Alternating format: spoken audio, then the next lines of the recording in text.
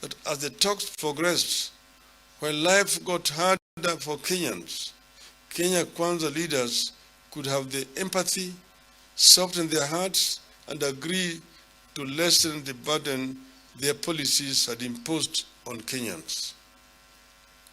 Our delegation pushed for the complete overhaul of the Finance Act 2023, which had come with harsh taxation measures and made and continue to make life unbearable to an overwhelming majority of Kenyans.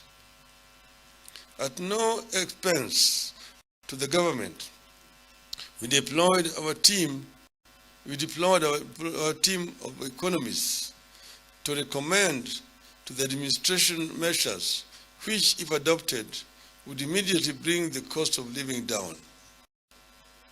We asked the government to reduce travel budgets by 50%.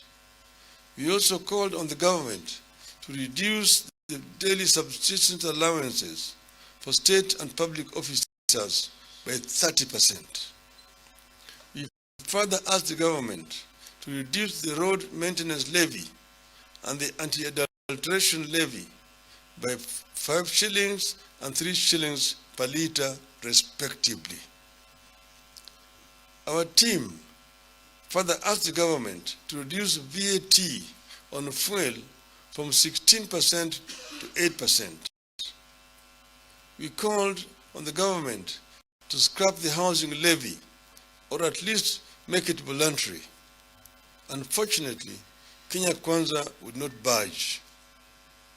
Apparently, the regime's economic policies hardened life for Kenyans, so did the regime harden its heart.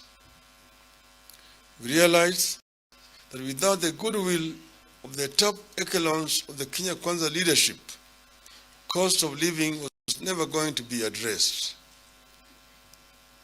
They told our team that the cost of living was a government issue, that they have a manifesto and the mandate of the people of Kenya to implement it.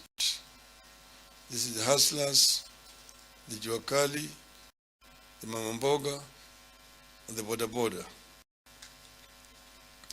Our team realized that the whole issue of cost of living is extremely sensitive in the Kenya Kwanza circles because it is a gravy train on which many corrupt interests have converged.